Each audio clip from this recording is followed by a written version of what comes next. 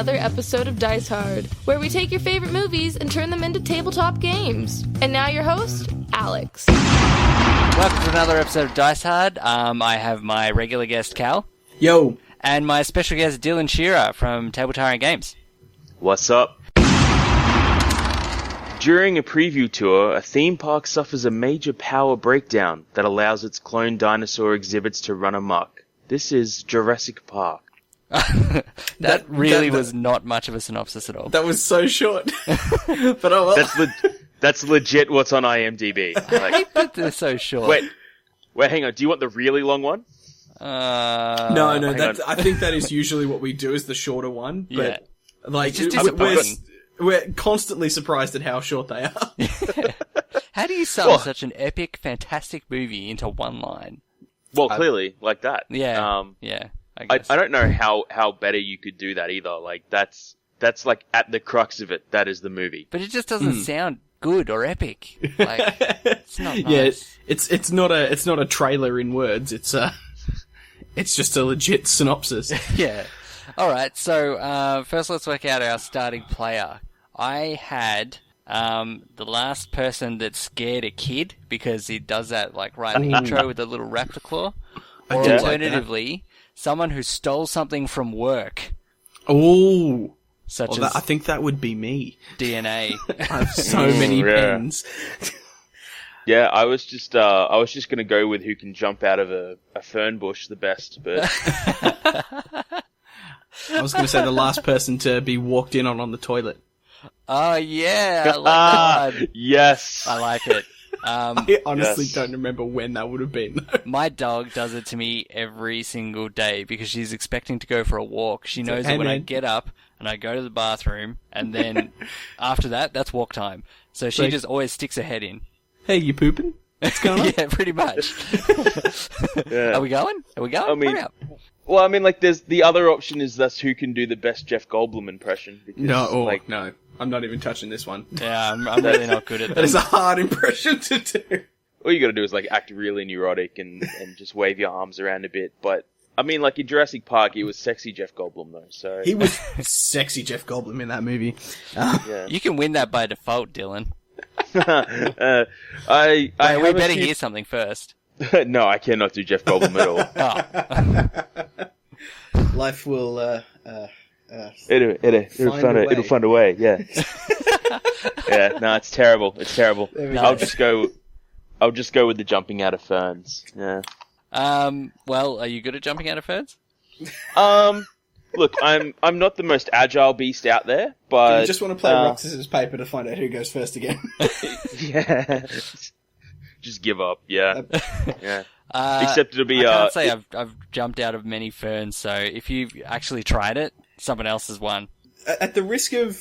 I'm not sure if I'm plugging something that doesn't actually exist on the internet anymore, but before the video shop was a thing, we had a channel called Just Happy to Be Here, where we did Jurassic Park on a budget, where a friend of mine, jumped out of ferns. I might put that in the description.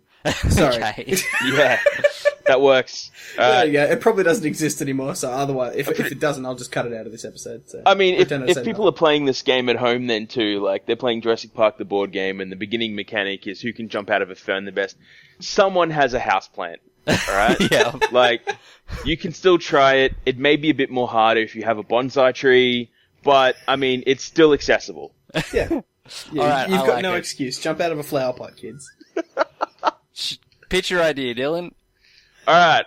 I've had this movie is just, I know it's had a board game, as you've just told us about, but that there's just so much you can do with it, but yet it's like, you gotta really nail it. So, Yeah. if we want to go with something simple, it's a fun party game. I'm gonna go with a trader mechanic. It's called Clever Girl. One of you is a velociraptor. No, you're all velociraptors. One of you's the hunter, and you gotta try and hide amongst the velociraptors and not be killed by them. I think that's just like the basic pitch right there. I like it. I love that it has a name. This is the first pitch ever that has a name. Oh yeah, man. I just want to play a game where I'm a velociraptor. Yeah, right? Right. But the thing is... Jurassic Park, the board game, you are a velociraptor. Yeah. Front. That's the board. That's the box. Yeah. And here's the thing, right? So, like, you have to try and communicate with all the other players who you think the hunter is, but the only way you can communicate is in velociraptor noises. Like, it's... It's perfect. Like, let's get this... Let's put this up on... Alright, so I reckon we got... let's give it 2 weeks for art, maybe another month for playtesting. This can be up in Kickstarter by February, guys. Because we're recording this in December. But yes. Yeah. Now I need to hear someone's raptor impersonation. Was that 2 different people or 1? You'll never know. Yeah. You could never tell. It was uncanny. That wasn't half bad. I don't know. Yeah. That's the real simple. If you want to get like really complex and you have like the Euro style games, then you can do a park management game. That's what I had.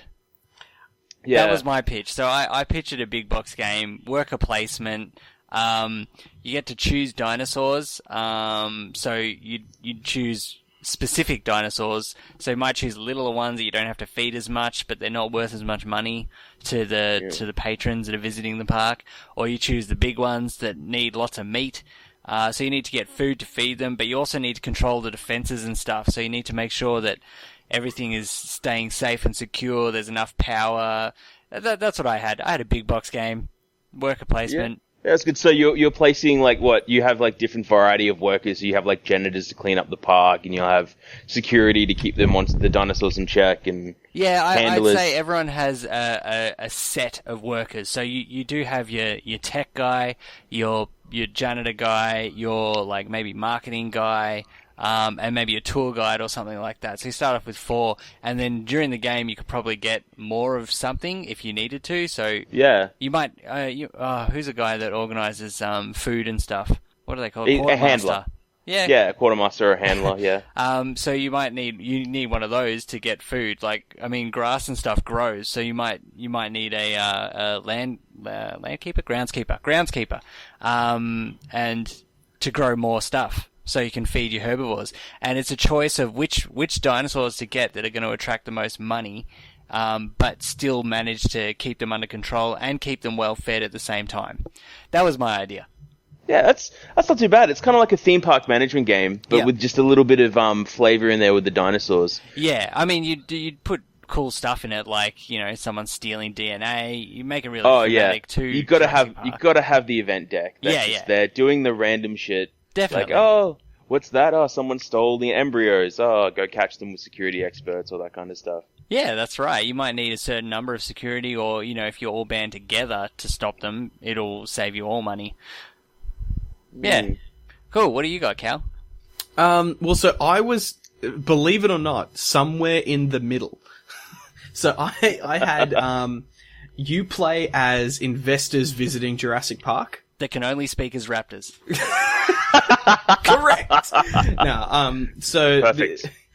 So you've been given an agenda to try and convince the owner of Jurassic Park to build certain things and certain new attractions based on what your employer will offer them as an investor. Yep.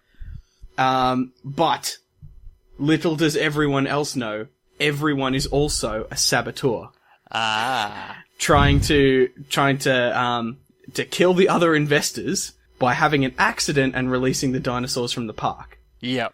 So basically you'd start in the center of the board and you'd invest, so you'd move around it and invest things in, invest money into certain attractions at the park, that can help you escape and move around, or, so I was thinking there'd be carnivores, herbivores, and sort of like transportation and stuff around the park. Mm-hmm. So if you invest in a heap of carnivores, it's really dangerous at the end of the game when the dinosaurs come out.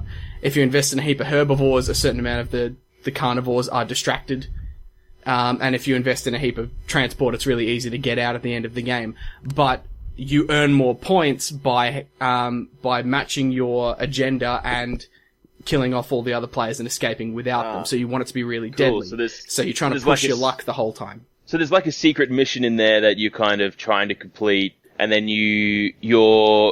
would you do like secret placement? Like if you're placing a dinosaur down, or you like, say you're building out what you're doing kind of thing, right? So you've got like the transport and dinosaurs.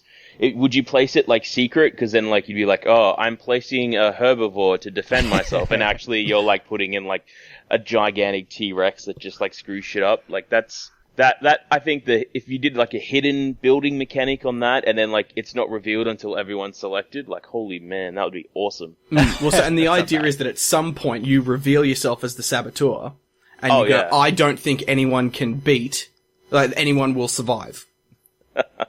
and so, nice. So basically you set off the EMP or whatever, take out all the electric fence, and all the dinosaurs go loose, and then you and the rest of the players have to get out of there. Yeah, cool. And so if you do that and win, you get a heap of points. If you just survive, you get a certain amount of points. Yeah. If you do that and die, you get nothing.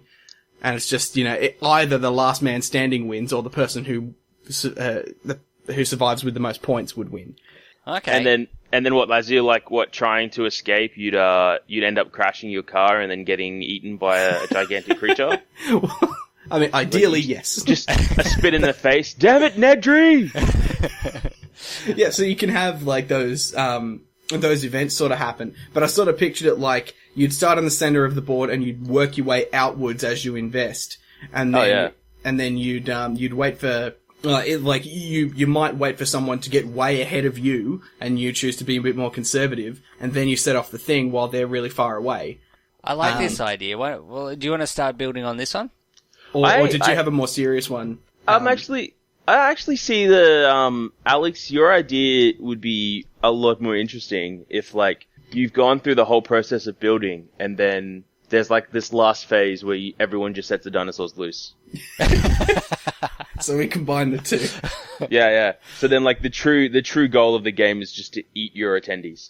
I was sort of liking Cal's idea, because, like, I could imagine you starting off with a set amount of money, and you're sort of choosing how to invest it and where to invest it. Yeah, absolutely. And you could even put in things like the souvenir store, where it's going to start generating you money as well.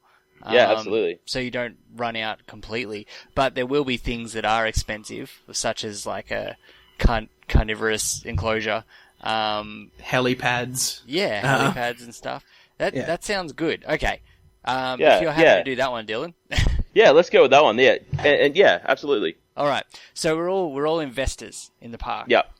Is that right? Yeah, or we're representatives for a bigger investor. So the idea was that, like, you'd have someone from the army whose agenda is, all carnivores and militarized stuff. Yep. And then you'd have someone from, like, the science community who's like, I want, the small, interesting dinosaurs that went on to be birds and things like that. Yeah.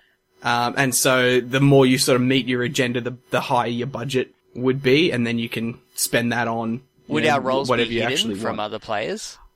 So we're all investors, but what we're actually trying to achieve in the end will be completely different from other people. But is that hidden? Well, so it depends what it earns you, I guess. I was thinking money, and if that's the case, then it would be hard to hide from other people how much you're building, because people would see it on the board anyway.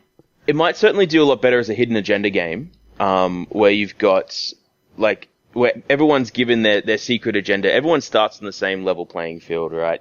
You're all representatives of investment companies, and then you go through the game building up the park using your money, and your money is what nets you the profits and all that kind of stuff, right? So if you're paying for the souvenir store thing like that, then that makes sense to get money from that. And that gives you your ongoing income to continue building the park and the elements in the game. Yep. And the hidden agenda kind of, it allows people to, like, fake out their strategy and everyone to have their own goals. So you have competitiveness, but not like active destruction of people's strategies. Yeah, well, so what I thought was a fun mechanic was basically the whole, you set off the EMP that takes out the electric fences when you think that you're in a better position to survive than someone else. Not necessarily that you've earned more money, but you think that you can get away. Yeah, so like someone else has gone higher risk. So if you can set off the EMP and go, "Hi, you're gone. You're never going to make it back without So it's kind of it's more of like a long tail programming game. Like you're kind of programming out your escape. Yeah. Yeah, essentially. Well, so like you can invest all your money in the transport system or whatever, and have really high movement down your track, but you won't earn many points from that. No. So. But then it's saying that if you're the only person to survive, then you're going to win the game, pretty much. That's yeah, kind of basically.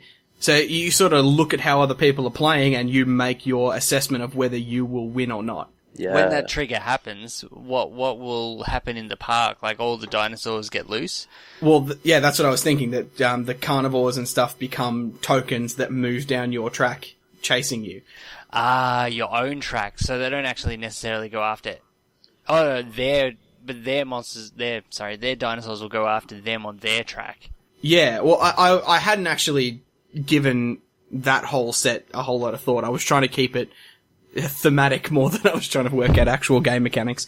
Well, you keep it thematic by the things that you sort of build. So what about building things into your track that are going to slow or stop monsters as well? I keep saying monsters. So like if you had a Velociraptor thing that you built there to generate you money, because that would be a high-paying attraction. If you built like a kitchen or something, just beyond that had meat in it, they're going to sort of stop or slow down at the kitchen. Yeah, or even just other herbivores. Or it just had doors with round knobs, and they just can't. Or you just, try and sacrifice a couple of kids in there. Yeah. That would also slow them down. You put in a fenceless playground. And yeah. All right. So let's take that idea. I have a bit of an idea too here now on this to help form it out to a better, like a stronger game where there's more influence over other people's results. Love it. So you're saying that there's a central point and we're kind of building out the game from there. So what if there's a board, the center of the board is the visitor center, right? Yep. So this is where, the big story ends and the T-Rex is bashing in and all that kind of stuff. Anyway, in the center of the board is the visitor center. That's where everyone kind of starts the game, right? Like, that's where they're going to start their escape. Yep. But what we're doing before the escape is we're building the park. So there's a square in the center, and then there's a grid of squares around it, and then there's another layer of squares around that. Okay?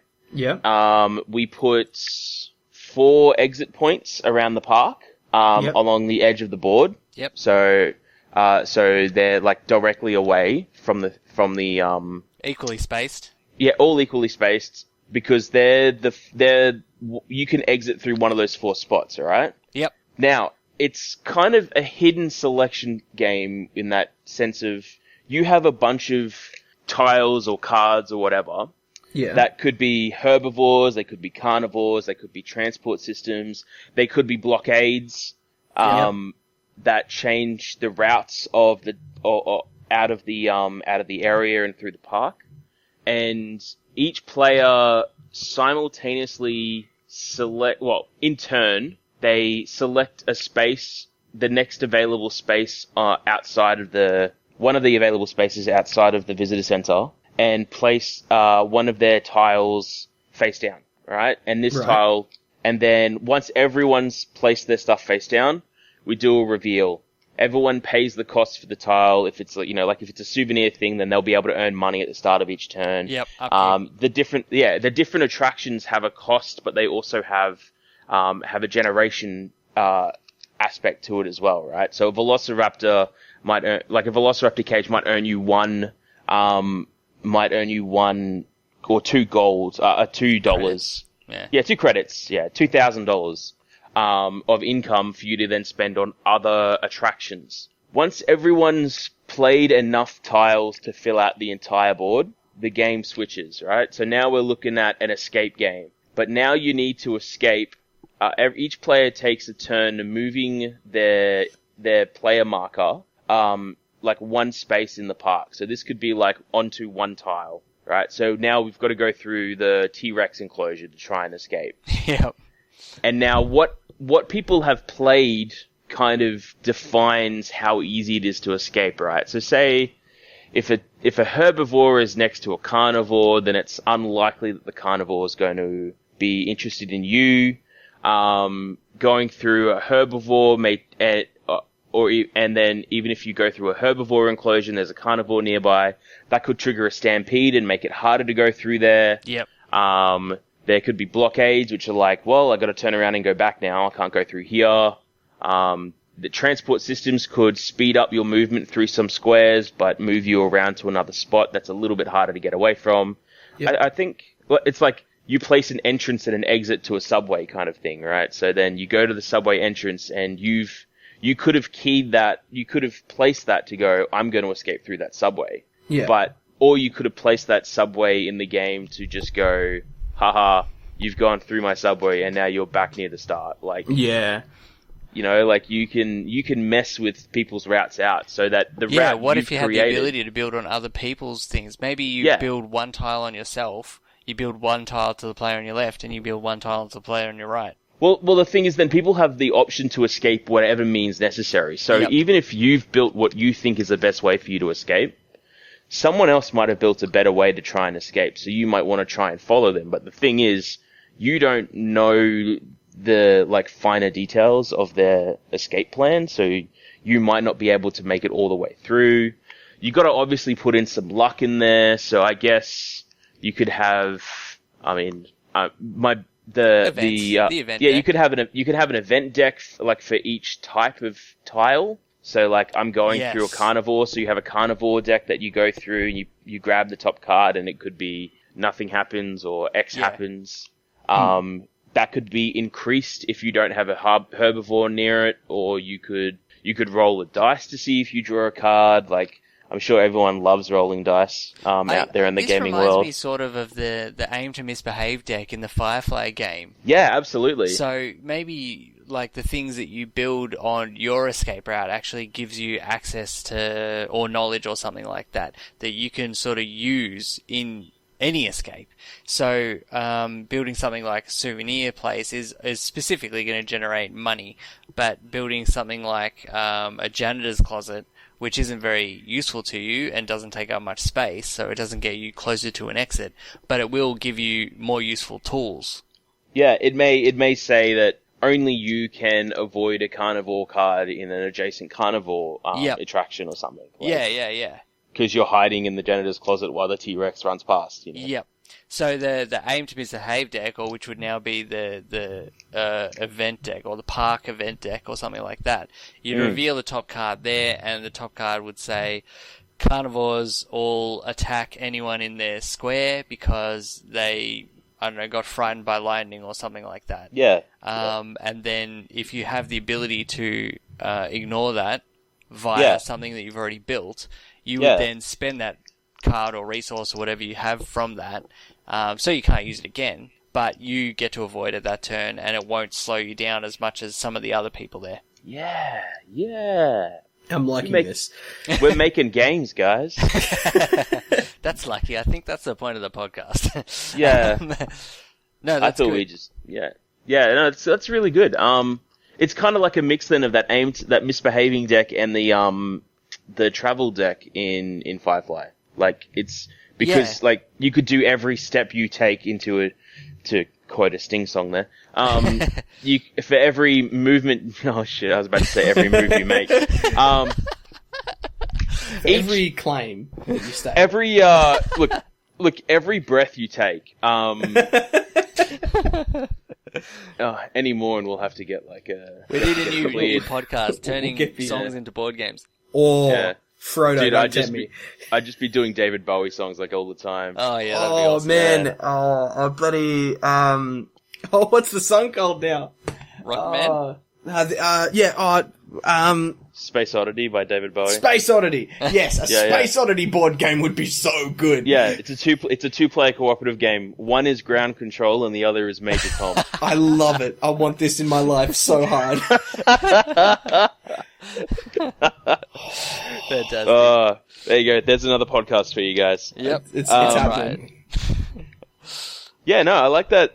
I like that idea. And then you've got like every movement action into a different tile. You draw the top card, and that could mess with everyone's game. Like, well, that Cal wanted push your luck, and that's sort of push your luck. Yeah. Yeah, I like it. Yeah.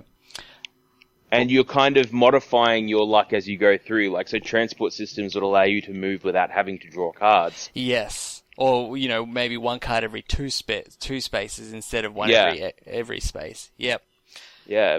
I like the idea that you have different decks for different locations as well. So I'm in the Firefly game. You have you only have one aim to misbehave deck, but the movement deck in Firefly, you've got the one in Allied territory and the one in Reaver territory. Yeah. So you'd have one that is like a generic movement, or you have one that's carnivore space movement, or your herbivore enclosure movement. Yeah, and the herbivore enclosures might have more safe cards in it. But if it goes bad, it goes really bad. Yeah, if it goes bad, it goes really bad. Whereas and then there's always because if you played with the Firefly expansions, there's a third deck now that's been added. In the Blue Sun expansion, where there's just so many more Reaver cards. Oh yeah, I haven't played the Blue Sun one yet, but I've been meaning to. Yeah, I looked at the Firefly board game and I was not expecting it to come up on this show. It just looked so intense and like overcomplicated that I just went, no, I'm not even gonna. I don't think it's that bad.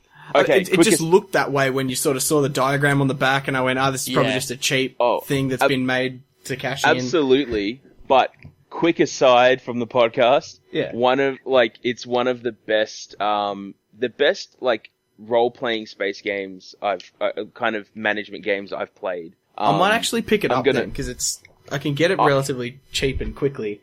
My good friend Pedro, he's going to give me crap for this when he hears it, but Firefly to me is like one of the few games that I can play that take longer than 45 minutes. Yeah, it is good. Because the downtime is so low. So if any aspiring game designers are out there and they want to make good big games, get rid of the downtime. Yeah. If I can design a whole game between taking my turns, your game is taking too long. Yeah. If I can come up with clever girl between my turns. So yeah. So yeah, definitely it's a good one if you're an aspiring game designer and want to see what it's like to have lower downtime. That, Scythe, and probably another Kickstarter game called Zia, which is actually kind of like Firefly but more in depth. Oh, okay. And we pull out Zia Legends of a Drift System more than we pull out Firefly in my gaming group, because it actually is better than Firefly. So Firefly is still a movie game. Yeah, it's still a movie game. Yeah. Anyway, off topic. Which is about what this show is about. Yeah, taking stuff completely off the rails. No, it's good. We should do a little bit more board game discussion at some point. But... Alright, so we've got like our event decks for, or movement decks, sorry, for different things you're moving through. So, the point where you start moving through stuff, that's after the park is built, yes? Yes. Yep. So, the things we're building, how are we getting these cards or tiles into our hands? We could have... Everyone has a set number of tiles, kind of like how Colt Express has the action cards that everyone has. Ah, yes. So, everyone starts with like 4 herbivore tiles and 5 carnivore tiles and 2 transport tiles. It's up to them what they want to build into the park. Okay. Yeah. Are all these tiles going to take up a different amount of space? Because I would imagine that like an enclosure for small herbivores is going to be very different to an enclosure for large carnivores. Nah, you can just get away with it by saying, it's the tiny raptor hut. Okay, so all tiles are going to be the same size. Yeah. It's like the snake enclosure at a zoo, right? Yep. Like, if you're playing a zoo game, there'll be a snake enclosure, and then there'll be a crocodile enclosure, and they'll be the same size tile. Yep. Just one's like a hut, and the other one's a pond. Yeah, alright. That's fine. I was just working it out. So, if we all have the same size tiles and we all have a random assortment but same batch of tiles each. Yeah. How do you picture the gameplay going? So I think you said we got hidden tile placement. So we all choose a tile to play. Yep. Then we reveal them and then we place them. Yeah. Well, we all choose a tile to play and where it's being played, starting with like the start player. Yep. So, like, say it goes me, Alex, and it's Cal, right? Yes. Okay, that's terrible. No, you're okay. right. Yeah. Me, Alex. So let's say I'm starting player, then it's Alex, and it's Cal. So me as a starting player, I look through my hand of tiles, which I mean, like, we could have each player having the same deck, but then shuffling it up and only drawing like half of it for a game. Yeah, that or something sounds good. like that. Yeah. So then we get more randomization across the players. So for me, I might go, I'm going to secretly play a carnivore placement here, and now it's Alex's turn. So I just put my tile face down, and that's it. It might be Alex's turn now, so Alex then goes, I wonder what he's played. Dylan's been a dick lately. He's probably played a carnivore, so I want to get out that way, so I'm going to play a herbivore tile face down there and build it on that space next to it. And Cal's like, screw these guys, I'm not going anywhere near what they're placing. And then on the other side of the visitor center, away from us, he drops a transport tile face down. We've all played our tiles, we all simultaneously reveal, and then we move on to the next round. We can move the starting... Yep. Yeah, start player goes up by 1, because now then Alex, you will have the advantage of going first for placing a tile. Yep. And I think you solved one of the problems was we all place a tile, but we could place it anywhere on the board. And when we place it on the board, we get a benefit straight away from that? Yeah. Or we, or it's a continuous one, depending on what we have placed. Well, it could be depending. It all depends on how you want to do resources in the game, like whether you wanted to have each tile cost X amount of money. So, like a T-Rex tile costs more than a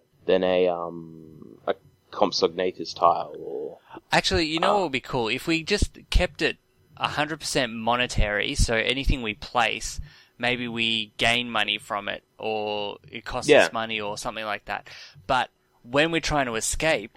So just to put it into a bit of perspective, if we are running through a carnivorous enclosure and we have money, we can essentially say that we invested that money in a herbivore enclosure where I managed to get a little dinosaur that I can sort of throw out and sacrifice so that the carnivore doesn't attack me. You just spend your money on goats. Yeah, that's right. Yeah, spend my money on goats or something like that.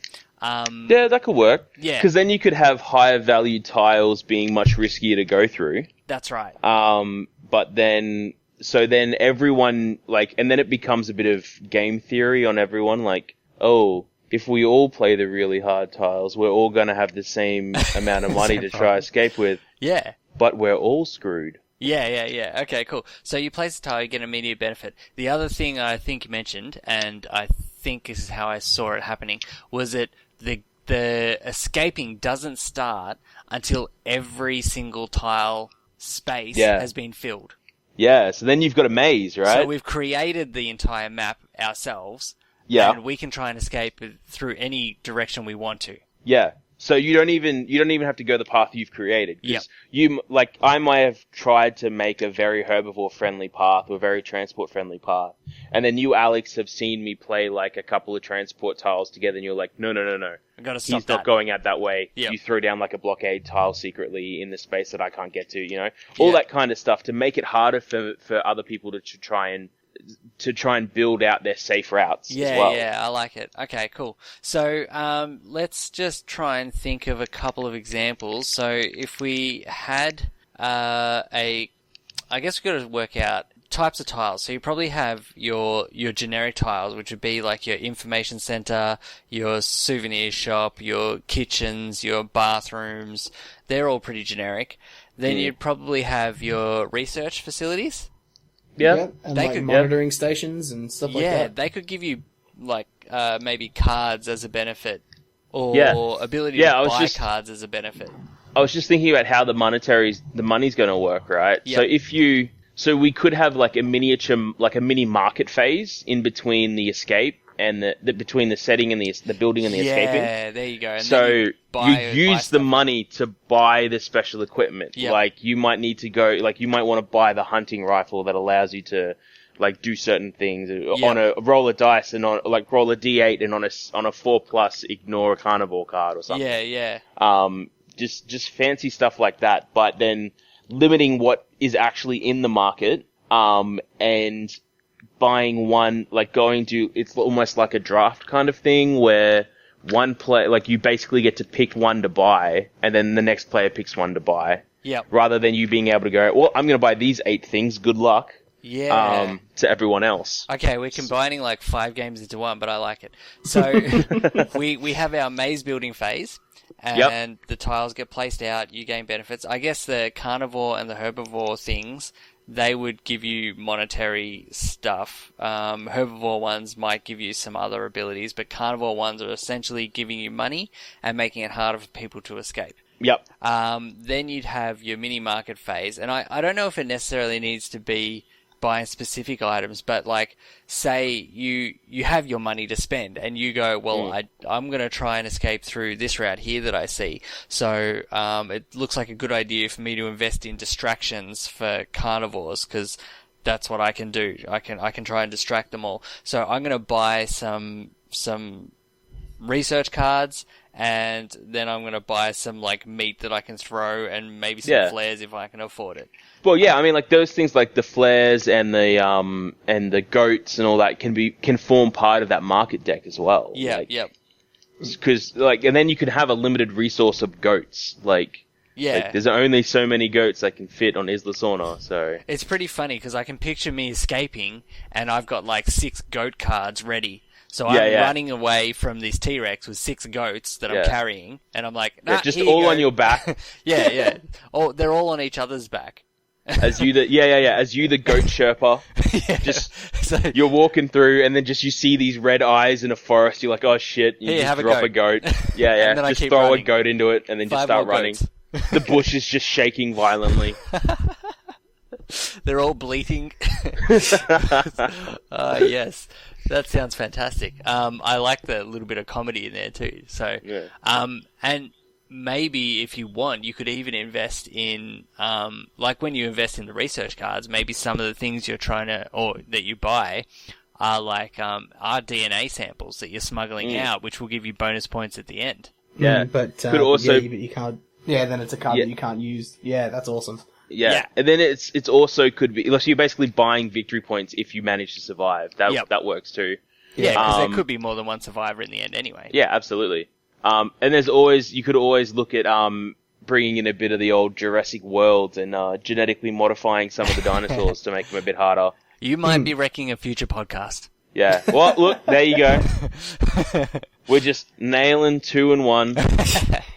No, but I think that sounds pretty solid. That sounds cool. This is an intense game with a lot of different phases that's coming out. Like, it's going to be awesome, I think. It's the sort of game you'd play, like, once in an evening and have no time to play any other games. Probably. But it sounds really fun. I like the idea of creating the maze and then prepping for it. And then trying to escape. I think that you have these 3 game cycles here, and it will create an interesting arrangement of things to do. It definitely makes it replayable. Yeah. That's pretty good. Bless you twice, Cal. Where can we find you, Cal? You can find me at thevideoshop.com.au, where I am on Before the Movies and the Video Shop podcast, where we talk about movies and trailers and, not board games. He sneezes there too. I do. I sneeze everywhere. Where can we find you, Dylan? You can catch me on tabletyrantgames.com.au, or you can find me on the Twitters, at all of the D. Cal's a fan. Yep. That's vulgar. And that pretty much wraps it up. That's another game by the Dice Hard crew. You can see, read, and ask questions on the Facebook group Dice Hard Discussions. Alex can be found on Twitter at BlueRoomBG and at winter.persona.co. You can follow Dice Hard at VideoShop Pod on Twitter and see the complete Video Shop network at thevideoshop.com.au.